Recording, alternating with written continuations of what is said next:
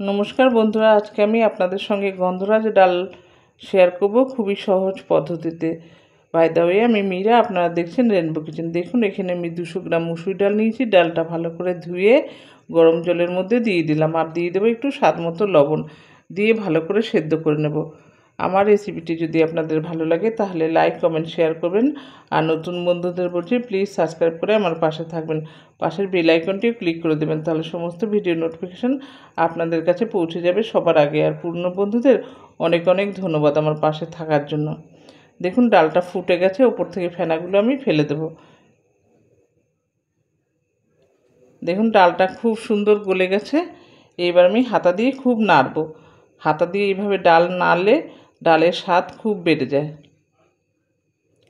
এই গরমে যখন কোনো কিছু খেতে আর ভালো না লাগে, মাছ মাংস, তখন এইভাবে ডাল রান্না করবেন, দারুণ লাগবে খেতে। আর সাথে একটু আলু ভাজা, ব্যাস, আর কিছু চাই না।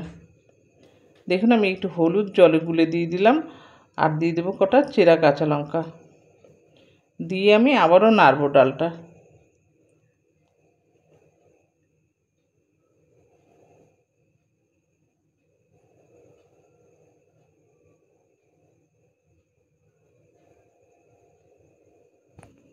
এবার ডালটা নামিয়ে আমি ফোড়ন দিয়ে দেবো।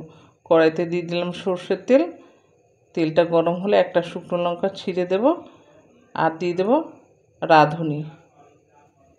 রাঁধুনিটা একটু হাতে ডলে দেবো এইভাবে, তাহলে গন্ধটা খুব ভালো হবে।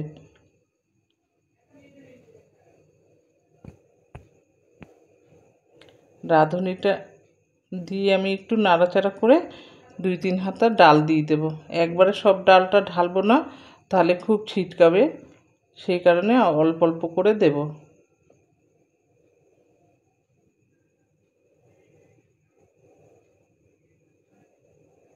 এবার আমি ডালটা ঢেলে দেব।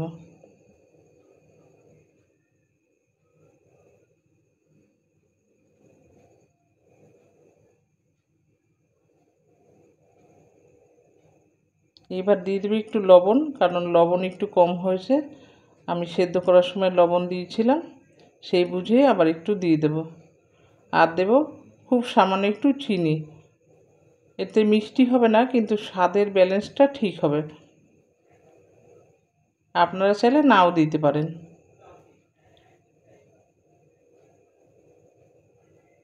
এবার আমি একটা গন্ধরাজ লেবুর একটা টুকরো রসটা চিপে দিয়ে দেব, আর দেব 2টো লেবু পাতা নিয়েছি, গন্ধরাজ লেবু পাতা, সেই পাতাটা ছিঁড়ে দিয়ে দেব ডালের মধ্যে।